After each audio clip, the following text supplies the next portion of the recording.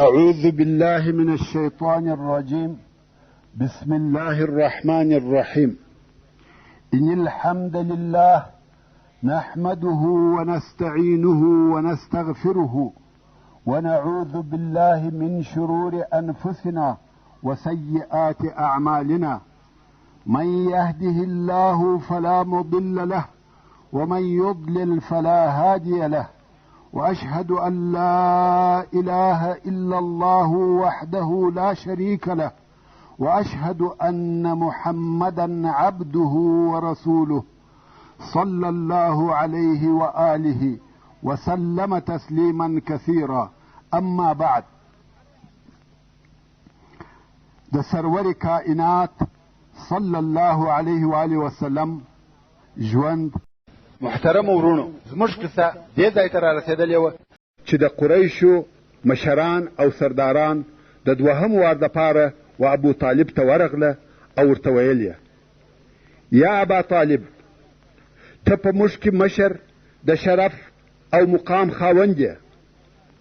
موږ د مخه ستا څخه وغوښته چې وراره دې د دعوت او دغه بېځایه خبرو څخه منع که، خو تا نه کوي منع. نور نو د قریشو په مابین کې فتنه مه جوړوه. په والله موږ پر دې نور صبر نسو کولی چې زموږ پلرو ته بد ویل کیږي، پر الهو مو عیبونه ویل کیږي، دین مو چټي او بیکاره بلل کیږي. یا دی زموږ څخه منع که، او یا دا چې ته او دی دواړه زموږ مقابل طرف یاست. نو موږ تر هغو آرام نه کښینو چې یو د دغه دوو ډلو څخه هلاک نسي. یعنی یا موږ ونه وژل سو یا تاسې ونه وژنو. و ابو طالب ته دا وعدې او تهدیدونه لوی او خطرناکه معلوم سوه، او پوه سو چې د نورو قریشو او د عبدالمطلب د اولادې په مابین کې فتنه جوړیږي. نو یې رسول الله صلی الله علیه و آله وسلم را وغوښتی او ورته ویل: ای وراره، ستا قوم ستا څخه شکایت لري او ما ته راغله دغسې او دغسې یې راته وویل. نو زما او د خپل ځان د ساتنې فکر وکړه او پر ما دونه بار مه ایږده چې زه طاقت نه لرم. دا موضوع باید حل سي، یا دا چې ته چپ سې او یا بله لار وسنجو. دا نه ده صحیح چې خبره دغسې پاته وي او په آخر کې لو فتنه جوړه سي. د رسول الله صلی الله علیه و آله وسلم دا خیال او ګمان سو چې اکا مې زما د کومکه څخه لاس اخلي او اوس ما د کومک کولو څخه ضعیفه سو. نو رسول الله صلی الله علیه و آله وسلم وویل: ای اکا، په والله که کفار زما په راسته لاس کې لمر او په چپه لاس کې سپوږمۍ کښېږدي. ورونو، د دغه جملې په معنا پوهېږئ؟ دنیا ټوله یا شپه ده یا ورځ. شپه یې سپوږمۍ ده، ورځ یې لمر دی. یعنی که ټوله دنیا و ما ته راکول سي. نو رسول الله صلی الله علیه و آله وسلم وویل: ای اکا، په والله که کفار زما په راسته لاس کې لمر او په چپه لاس کې سپوږمۍ کښېږدي او ووایي چې دا کار یعنی دعوت پرېږده، تر هغو به پرېنږدم چې یا دغه دین ښکاره او ظاهره نسي او یا زه هلاک نسم. بیا نو رسول الله صلی الله علیه و آله وسلم وژړل او د اکا څخه ولاړ سو. ابو طالب پسې ورغږ کړه. رسول الله صلی الله علیه و آله وسلم چې مخ ورته راواړاوه، اکا یې ورته وویل: ای وراره، ورځه، هر څه چې دې خوښه وي هغه وایه. په والله هیڅ شی او هیڅ شي او هیڅ چاته به دې هیڅکله تسلیم نه کم. او بیا یې دغه شعر ووایه: والله لن يصلوا إليك بجمعهم حتى أوسد في التراب دفينا فاصدع بأمرك ما عليك غضاضة وأبشر وقر بذاك منك عيونا. دا هغه قومي اتحاد او اتفاق و چې د هغه په سبب یې د رسول الله صلی الله علیه و آله وسلم ملاتړ او تایید کاوه، چې دغه نو د رسول الله صلی الله علیه و آله وسلم د دعوت او د دین د اظهار دپاره د قوت او طاقت مصدر او منبع و. او رسول الله صلی الله علیه و آله وسلم نور هم د دعوت په نشرولو کې زیاتوالی وکړي و ډلو ته و حاجانو ته و افرادو ته هر چاته بیله تردد او بیري د توحید او اسلامي دین بیان کوي. قریشو چې ولیده چې محمد صلی الله علیه و آله وسلم نور هم خپل دعوت نشروي، پوه سوه چې ابو طالب نه غواړي چې محمد صلی الله علیه و آله وسلم منع کړي او یا د ده صلی الله علیه و آله وسلم د ساتنې څخه لاس واخلي، او دی چې د قریشو د تفرقې او دشمنۍ سبب دی. دریم وار بیا قریش سره راټول سوه او ابو طالب ته ورغله. دا وار یې یو عجبه وړاندیز یا پیشنهاد ورسره راوړی دی. هغه دا چې د قریشو د ځوانانو څخه یې یو ښایسته ځوان ورسره راوستلی و چې عمار ابن ولید ابن المغیره نومېدی. دا ځوان د نامه، شرف او نسب خاوند و، ښایسته او غني و. او ویل یا ابا طالب، دغه ځوان عمار ابن الولید واخله، د ځان زوی یې وګرځوه، ستا سره دې اوسیږي، د ده عقل او قوت یې ستا، او موږ به هم و تا ته نسبت کوو، ستا زوی به بولو، او په عوض کې یې ستا وراره هغه چې ستا او ستا د پلرو د دین څخه مخالفه دی او قوم یې سره پاشلی دی را تسلیم که چې موږ یې ووژنو. نو سړی په سړي سو. ابو طالب ویل والله دا ډېره بده سودا ده، ستاسې زوی راکوئ چې در وې ساتم او زما زوی درکم چې تاسې یې ووژنئ؟ په والله داسې به هیڅکله پیښه نسي. مطعم ابن عدي وویل والله یا ابا طالب، ستا قوم انصاف در سره وکړي، خو زه تا وینم چې هیڅ شی نه قبلوې. ابو طالب ویل والله انصاف مو نه دی را سره کړی، مګر ته غواړې چې قوم پر ما راپورته کړې. ورځه، هر څه چې دې په وسه پوره وي هغه وکړه. اوس چې د قریشو لاس ته څه نه ورغله او دوه درې واره د ابو طالب څخه ناامیده ولاړ سوه، نو یې خپل ازارونه او تکالیف تر هغه پخوا ډېر زیات کړه، او په دغو ورځو کې د طاغي قریشو سره د محمد صلی الله علیه و آله وسلم د وژلو فکر په بله طریقه سره پیدا سو چې د قریشو دغه د رسول الله صلی الله علیه و آله وسلم د وژلو فکر او دغه د ازارو شدت او ډیروالی د اسلام د تقویې سبب وګرځېده. هغه دا چې د مکې مکرمې دوه نامتو پهلوانان او قهرمانان د اسلام و دین ته داخل سوه چې یو یې حمزه ابن عبدالمطلب و او بل یې عمر ابن الخطاب و. خو د دوی د اسلام راوړلو تر قصې د مخه به یو څه هغه سخت ازارونه درته بیان کم چې رسول الله صلی الله علیه و آله وسلم ته ورکول کېده. عتیبه ابن ابي لهب چې د رسول الله صلی الله علیه و آله وسلم د اکا زوی دی، یوه ورځ ورسول الله صلی الله علیه و آله وسلم ته ورغلی او ورته ویل زه د النجم اذا هوا او ثم دنا فتدلى څخه منکره یم، یعنی دا آیاتونه نه منم. او بیا یې د رسول الله صلی الله علیه و آله وسلم په ازارولو شروع وکړه، کالی یې پر څیرې کړه او د رسول الله صلی الله علیه و آله وسلم پر مخ یې ورتو کړه، مګر د ده ناړې پر رسول الله صلی الله علیه و آله وسلم نه موښته. دلته نو رسول الله صلی الله علیه و آله وسلم شرا ورته وکړه او ویل الهي ستا د سپو څخه یو سپی پر مسلطه کې. د رسول الله صلی الله علیه و آله وسلم دغه شرا قبوله سوه.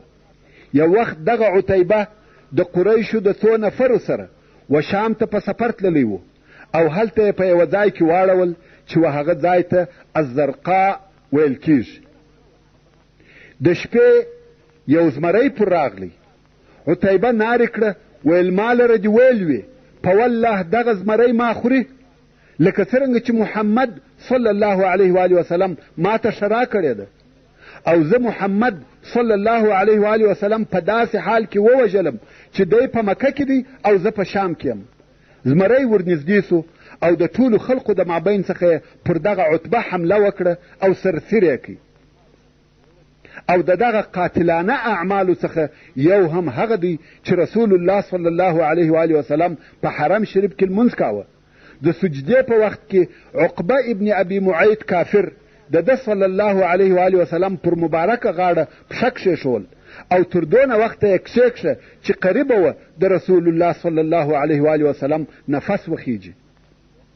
او د هغه کارو څخه چې پر دې دلالت کوي چې قریشو د رسول الله صلی الله علیه و وسلم د وژلو اراده درلوده یو هم هغه دی چې ابن اسحاق په یوه اوږده حدیث کې روایتوي او وایي ابو جهل د قریشو د مشورو په یوه مجلس کې وویل یا معشر القریش یعنی ای د قریشو قومه تاسې وینئ چې محمد ته بل کار نه دی پاته بې له دې څخه چې زموږ پر دین بد ووایي پلرونه مو بې عقلان او ناپوهان بولي زموږ الهه په بدو نومو سره یادوي زه خو نور صبر نسم ورته کولی د حل ټوله لارې چې موجودې وې هغه مو عملي کړې خو هیڅ فایده یې ونه کړه او اوس ما یوه چاره سنجولې ده چې بې له هغه بله لار نه لرو.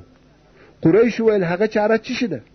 ابو جهل علیه لعائن الله وویل زه محمد وژنم زما د الله سره وعده ده چې یوه دونه ډبره اخلم چې تر هغه لویه ډبره نسم اخیستلی کوم وخت چې محمد په لمانځه کې سر پر سجده کښېښاوه په هغه ډبره پر سر وهم او د هغه په وژلو به د هغه څخه خلاص سو. بیا نو ستاسې اختیار دی چې ما د عبدمناف و اولادې ته ورتسلیموي او که مې دفاع کوئ ستاسې خوښه ده حتی که د عبدالمطلب اولاده ما مړ هم کې خو زه دا کار کوم. ابو جهل د دې امت فرعون او دا یې شیطاني اعمال. قریش ویل یا والله هیڅ کله دې وهي چاته نه تسلیموو موږ ټول ستا دفاع کوو هر څه چې دې زړه غواړي هغه وکړه. او دا سبا ورځ هغه ورځ ده چې ابو جهل باید خپله شیطاني نقشه عملي کړي. په سبا سهار کې قریش د خپل مجلس په ځای کې ناست دي او په دې انتظار دي چې اوس ابو جهل څه کوي. ابو جهل یوه لویه ډبره ورسره کښېښول او د رسول الله صلی الله علیه و وسلم د راتګ انتظار کوي. په سهار کې رسول الله صلی الله علیه و وسلم د خپل عادت سره سم په خپل کور کې اودس تازه کړی و او راغلی د کعبې شریفې سره لمونځ کوي.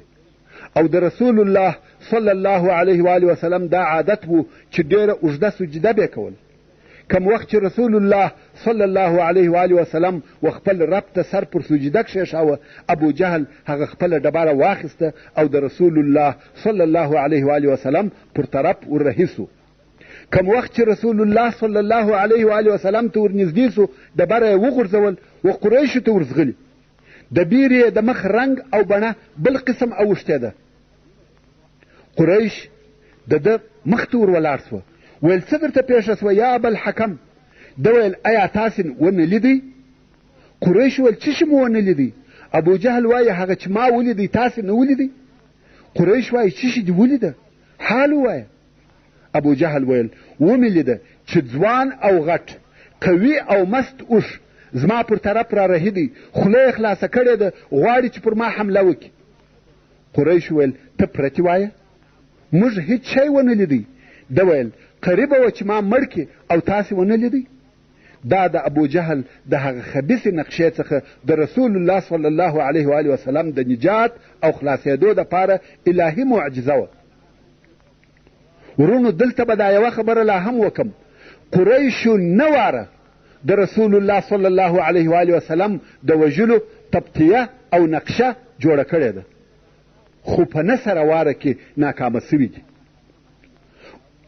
اوس چې د قریشو دا کار هم د ناکامۍ سره مخامخ دی خو بیا هم د رسول الله صلی الله علیه و وسلم د وژلو نقشې او دسیسې په خپل فکر او دماغ کې سنجوي. مګر په دغه وختو کې یو بل چم او حیله هم وسنجول چې داسې یو کار وکړي چې هیڅوک د محمد صلی الله علیه و وسلم و خبرو ته غوږ ونه نیسي. ویل نضر ابن الحارث را وغواړئ. نضر ابن الحارث د قریشو څخه یو نفر و چې په طائب کې اوسېدی. د دې سړي ژوند په سفرو تېر سوی و. په دغه سفرو کې یې ډېرې قصې زده کړې وې. د ډېرو ملکو تاریخ او قسم قسم حوادث یا واقعات ور معلوم وه. د خبرو ډک سړی و. زاړه نکلونه نوي واقعات عجایب او غرایب یې زده وه. قریشو دا سړی راوستی ویل ته به دلته اوسېږې هر وخت چې د محمد صلی الله علیه و آله وسلم ولیدی چې یو ځای کښیني ته به هم هلته ورته کښینې. دی علیه الصلاة وسلام به خبرو ته نه پرېږدي، هغه ستا مزهداره او خوندورې قصې به شروع کړي. نضر ابن الحارث هم دغه خپله وظیفه شروع کړه او همیشه به یې داسې کول چې رسول الله صلی الله علیه و آله وسلم به یو ځای کښېنستی او قرآن مجید به وایه یا به دعوت کاوه. نظر به هم هلته ورغلی او خپلې قصې به شروع کړې. په اولو وختو کې د قریشو دغه حیله تر یو اندازې کامیابه سوه. خلقو به د دغه نظر و عجایبو ته غوږ نیوی. د رسول الله صلی الله علیه و آله وسلم مجلس به پرېښاوه او نظر ته به ناست و او کم وخت چې به نظر خپلې خبرې خلاصې کړې نو به وویل څوک وایي چې محمد تر ما ښه او بهتر دی؟ هغه زړې او پخوانۍ قصې کوي، زه هم زړې او پخوانۍ قصې کوم. د هغه دا هم ټول خرافات دي او زما دا هم ټول خرافات دي، دواړه یو شی یو. پر دې قسم څو ورځې تېرې سوې او خلق د نضر ابن الحارث په قصو ماړه سوه. چیرې د ده خبرې او قصې او چیرې قرآن کلام الله؟ خلقو بیرته دی او د ده مجلس پرېښول او هلته به ورسول الله صلی الله علیه و آله وسلم ته ناست وه او د نضر ابن الحارث د دغه عمل او وظیفې په باره کې چې ده او نورو کفارو به ویل چې قرآن مجید پخوانۍ قصې دي، د قرآن مجید په مختلفو صورتو او ځایو کې نه آیات نازل سوي دي چې ټوله د دوی دغه خبرې ردوي چې وایي قرآن پخوانۍ قصې دي، چې یو د هغو آیاتو څخه د سورة الانعام 25 نمبر آیات دی چې رب عز وجل فرمایي یقول الذین کفروا ان هذا الا اساطیر الاولین. یعنی هغه کسان چې کافران سوي دي وایي نه دی دا قرآن مګر د پخوانیو خلقو باطلې قصې. او په هر آیات کې چې د اساطیر لفظ ذکر سوی دی په هغه کې پر دغه نضر ابن الحارث رد دی چې قرآن کریم اساطیر الاولین نه دی بلکې دا کلام الله تنذیر من الرحمن الرحیم دی. په دې کلام کې بیره، وعظ، نصیحت او لارښوونه موجوده ده. دا هم د دعوت د منع کولو او د هغه د اثر د خنثی کولو دپاره د قریشو د طرفه یوه طریقه وه. خو په عین وخت کې د قریشو په زړو کې د رسول الله صلی الله علیه و آله وسلم د وژلو فکر ورسره دی. ابن اسحاق د عبدالله ابن عمرو ابن العاص رضی الله تعالی عنه څخه روایت کوي چې وایي یوه ورځ قریش نږدې و کعبې شریف ته ناست و او زه هم ورغلم، هلته کښېنستم. رسول الله صلی الله علیه و آله وسلم د کوره راووتی، د کعبې شریفې پر طرف رهي دی، څو حجر اسود یې مسحه کوي او بیا یې په طواف شروع وکړه. په طواف کې چې د قریشو پر برابري راغلی دوی ځینې بدې او بیکاره خبرې ورته وکړې چې د دې خبرو اثر د رسول الله صلی الله علیه و آله وسلم پر مخ ښکاره سو او څه ونه ویل. دوهم وار چې بیا د دوی پر برابري راغلی قریش بیا پوچ او رد وایي. رسول الله صلی الله علیه و آله وسلم پټه خوله دی، هیڅ نه وایي، خو د قهر علامې پر مخ ښکاره دي. بل وار بیا دغه حال دی. د طواف په هر شوط کې چې پر دوی راسي قریش دغه سپک ویل کوي. رسول الله صلی الله علیه و آله وسلم حلیم دی او هیڅ نه ورته وایي. خو د طواف په آخري شوط کې قریشو ډېر شنیع او بد الفاظ د ده صلی الله علیه و آله وسلم په مقابل کې استعمالول. رسول الله صلی الله علیه و آله وسلم ورته ودرېدی، په ډېر قهر او غضب یې ورته وویل اتسمعون ما یا معشر القریش اما والذي نفسي بيده لقد جئتكم بالذبح. یعنی ای د قریشو ډلې تاسې اورئ، زما د قسم په هغه ذات وي چې زما د نفس اختیار د هغه په قدرت کې دی، زه به و تاسې ته حلالول راوړم، یعنی تاسې ټوله به حلال کم.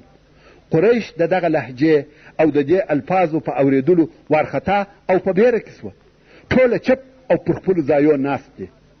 په دوی کې هغه قوي دونه وکولای سوای چې رسول الله صلی الله علیه و آله وسلم ته ور ولاړ سو، په ډېره نرمه او د عذر په لهجه ورته وایي یا ابوالقاسم ومبخښه ته کریم او حلیم یې موږ ستا په حق کې غلطیا وکړه.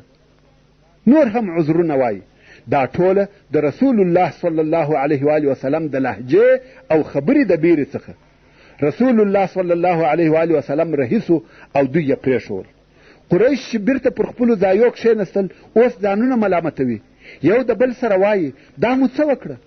موږ د ده د ازارولو او تکلیف ورکولو نیت کړی دی او اوس موږ ټوله د ده په یوه خبره وبېرېدو.